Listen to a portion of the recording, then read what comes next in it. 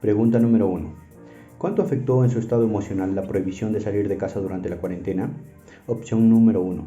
No me afectó. Opción número 2. Me afectó poco. Opción número 3. Me afectó mucho.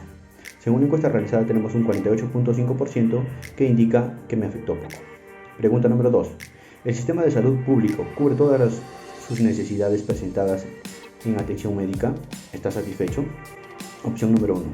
Cubre bastante mis necesidades. Opción número 2. No cubre mis necesidades de salud. Opción número 3. Estoy muy satisfecho y cubre todas mis necesidades.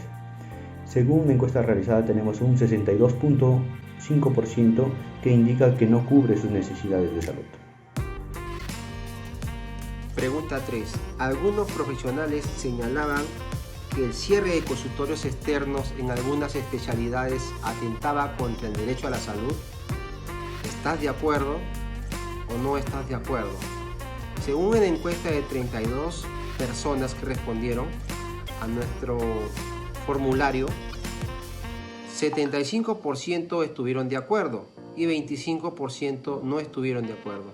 75% estuvieron de acuerdo, creo que se manifestaron por lo que había especialidades de consultorios externos que habían sido cerrados, estaban en la pandemia, ¿no? Como el caso de los dentistas, los oftalmólogos, rayos X y todas las personas que tenían que hacer diversos tratamientos, ¿no? Durante la pandemia, la cual no pudieron, se encontraron en esta dificultad, ¿no? Seguimos con la pregunta número 4. En la pregunta número 4 nos dice, durante el confinamiento, ¿con qué frecuencia o cantidad has consumido tranquilizantes o medicación para dormir, como la Lexatin, Orfidal, la Eproxalan, etcétera, ¿no?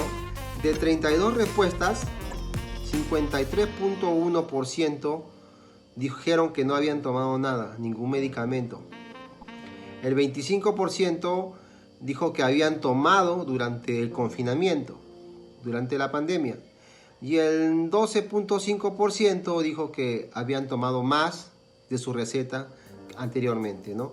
Ustedes saben que el Orfidal, el Lexatin, son fármacos, ¿no? Que nos permite tratar la ansiedad, el insomnio, la compostura, ¿no? La forma que podemos tener nosotros del insomnio, ¿no? Bueno, la pregunta número 5 de nuestra encuesta. ¿Te sentiste angustiado, deprimido o asustado frente a la incertidumbre que generó este contexto? De los 32 encuestados, un 40.6% indicó que se sentía angustiado, un 25% indicó que se sentía asustado, un 21.9% indiferente y un 12.5% deprimido. La pregunta número 6 nos indicó si escuchó frecuentemente testimonio de trabajadores que fueron separados de su centro de trabajo porque se contagiaron de COVID-19 y no fueron reconocidos económicamente. De los 32 encuestados, 43.8% indicó que a veces, un 25% casi siempre, un 18.8% nunca y un 9.4% indicó que siempre. En la pregunta número 7, ¿cuál era la situación laboral hasta el inicio del confinamiento? Podemos ver que más del 59% señalaba que tenía un trabajo estable. Y por otro lado, más del 18% indicaba que tenía un trabajo independiente. Como se puede ver, en estas 30 personas encuestadas se dividen básicamente entre personas con trabajo dependiente a otras personas, otras empresas, y personas con un trabajo autónomo, ¿no? Que quizás no cumplen horarios. En la pregunta número 8, a nivel laboral, ¿en qué medida le afectó la crisis del coronavirus? Podemos ver que más del 23% señaló que había un aumento de su trabajo. Esto posiblemente que en esta primera etapa del coronavirus hubieron varias personas que empezaron a hacer teletrabajo, muchos de estos dependientes que tenían trabajo estable, llevaron el trabajo a casa, haciendo teletrabajo y teniendo que cumplir más horarios, más horas de lo que normalmente tenían acostumbrado. Había personas que tenían que responder correos durante la noche, fuera del horario de oficina, se había, digamos, tergiversado todo el horario laboral. Por otro lado, el 16,7% había señalado que había sufrido una reducción en los sueldos. A pesar de este trabajo que tenía, que había aumentado en cantidad, pero al nivel salarial hubo en muchos casos reducción de estos salarios, ¿no?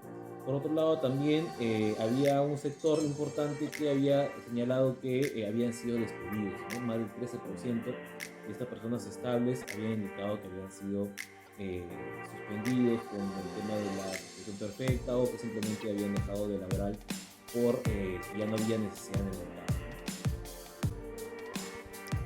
Según la encuesta realizada en la pregunta 9, ¿las clases virtuales durante la pandemia fueron accesibles? El 56,3% dijo que sí, el 34,4% que no y el 9,4% a veces. Esto se debe a que la gran cantidad de personas pudo seguir estudiando a pesar de que se encontrara trabajando fuera de ciudad. En la pregunta 10, ¿la calidad de educación que se le brindó virtualmente durante la pandemia fue igual a las clases presenciales? El 62,5% dijo que no, el 18,8% que sí, el 18,8% a veces. Eso podría ser por muchos factores, ¿no? Un factor podría ser que a veces en la casa los padres mandan a hacer los quehaceres a su hijo o le interrumpen cuando están en clases. Aquí en la encuesta, en el número 11 dice, de acuerdo a su entorno familiar y social, ¿qué tipo de medio tecnológico de comunicación utilizaron para sus estudios? El 53%, que es más elevado, dice que utilizó el celular. Y el 41%, que es uno de los más elevados, también utilizó la computadora. Y los que menos utilizaron, los porcentajes son una tablet y un televisor. En la pregunta número 12, que dice, durante el confinamiento, ¿de qué manera se comunicó con familiares, amigos o compañeros de trabajo? El más elevado es el 45%, que es por llamadas telefónicas. El que le sigue es un 42%, que es por WhatsApp o otras aplicaciones de mensajería instantánea. Y el 13%, que es de videollamadas, es decir, un Skype, un Meet, un Zoom o algo similares. Pero nadie utilizó el correo electrónico y tampoco nadie dejó de comunicarse. En la pregunta número 13 tenemos, durante el confinamiento, ¿quién realizaba las compras?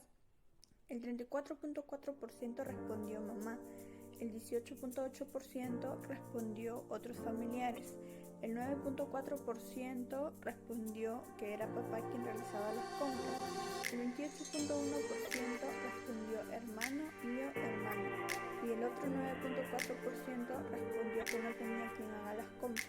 Si bien recordamos, en la cuarentena, el Estado optó por algunas medidas para la pandemia. Una de ellas fueron que solamente salían hombre o mujer en diferentes días a realizar las compras. La pregunta número 14 es, durante el confinamiento, ¿cree que fue la mejor decisión del gobierno implementar cuarentena? El 31,3% respondió que está muy de acuerdo. El 15,6% respondió que no está ni de acuerdo ni en desacuerdo. El 9,4% respondió que está en algo en desacuerdo. Otro 9,4% respondió que está muy en desacuerdo. Y la mayoría de los encuestadores, que son el 24,4%, respondió que está muy de acuerdo en que el gobierno haya decidido implementar cuarentena. Existen muchas formas en que sus acciones pueden ayudar a protegerlo a usted, a su familia y a la comunidad de enfermarse muy gravemente a causa del COVID-19. Una de las acciones para controlar y disminuir el riesgo de contagio es identificar al personal de riesgo dentro de la institución. Para esto se tienen que desarrollar acciones para contar con un listado de personal vulnerable en mérito de lo dispuesto en el Decreto Supremo 116/2020 PCM, en que su artículo 8 establece que las personas en grupo de riesgo para COVID-19 deben continuar con el aislamiento social obligatorio, priorizando para estos servidores el trabajo remoto. Asimismo, debemos tener presente las acciones de sensibilización, ¿no? Con la finalidad de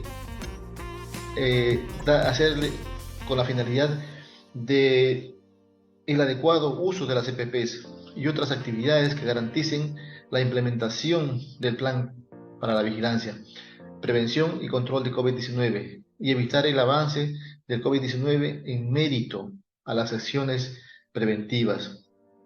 Asimismo, debemos difundir la información para el correcto uso de las EPPs.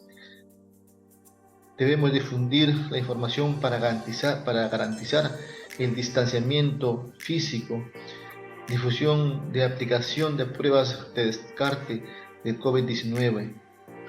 Debemos brindar las facilidades para garantizar el trabajo remoto y mixto, según fuera el caso.